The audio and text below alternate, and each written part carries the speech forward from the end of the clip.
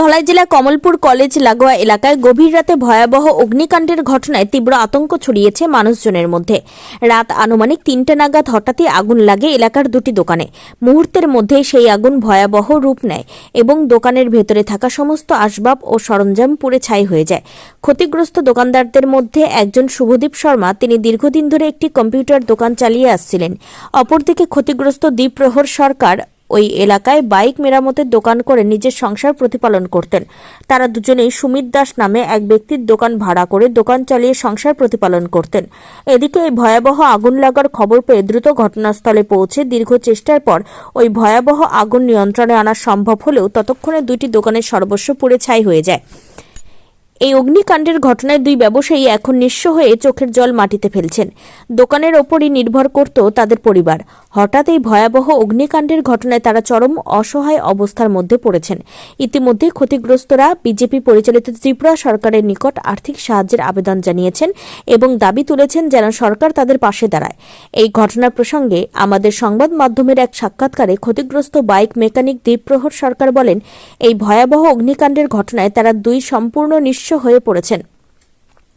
তাদের পাশে যদি সরকার না দাঁড়ায় তাহলে তারা শেষ হয়ে যাবে, কারণ তাদের দুজনের এই দোকানের ওপরই সংসার চলত। তাই এখন তাদের একমাত্র ভরসা তো সরকার। স্থানীয় মানুষজনের ধারণা, বৈদ্যুতিক শর্ট সার্কিট থেকে এই অগ্নিকাণ্ডের সূচনা হতে পারে। ইতিমধ্যে এই অগ্নিকাণ্ডের ঘটনার সঠিক কারণ খুঁজতে তদন্ত শুরু করেছে প্রশাসন। ত্রিপুরা থেকে অমল চক্রবর্তীর সাথে বিক্রম কর্মকারের report, crime press Bengal news.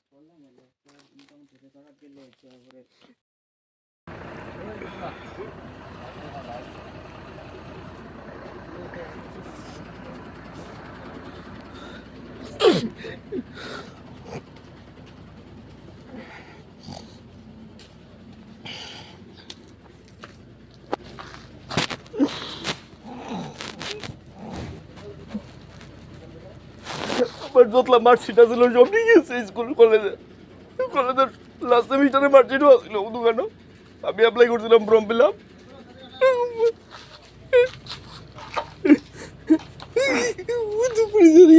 ও দেখছি ও তো ফ্রিজটা বুঝো না আমার জিনিসটাই গেছে সব দিকা।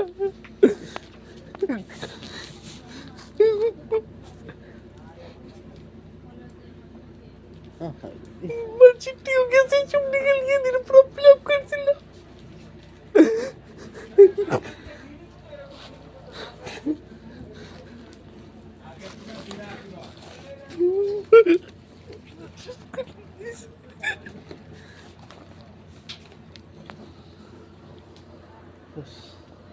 হুইল চেয়ার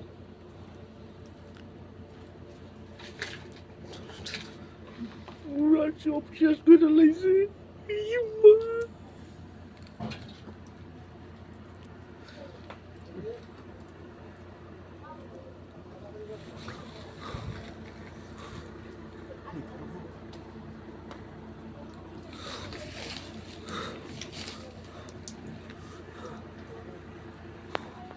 পুরা কিচ্ছু নেই, সব শেষ।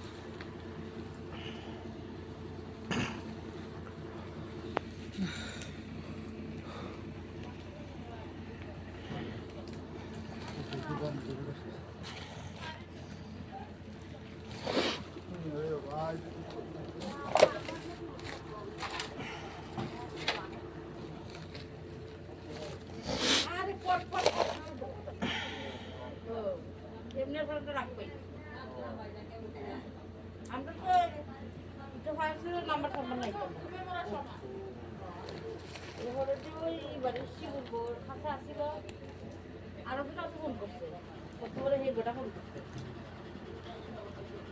ও আমি তো কইতে পারি না আজকে যে তিনটে ফটফট করতেছে বিল্ডিং এর ঘরের ভিতরে তো আগুন নিকালতেছে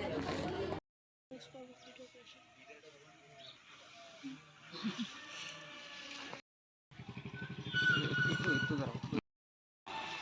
মোটরটার দাম একটু অনেকটা ওই ফ্রিজটা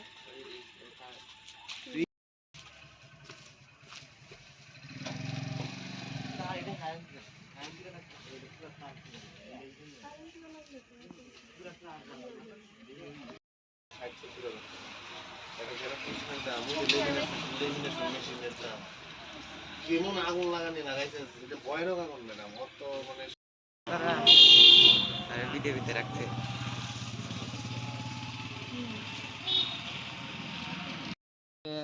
কালকে রাত্রে 3টা নাগাদ আমার কাছে কল আইছে যে আমি আইসি দোকানে আয়া দেখি বলতে দোকান পুরা শেষ।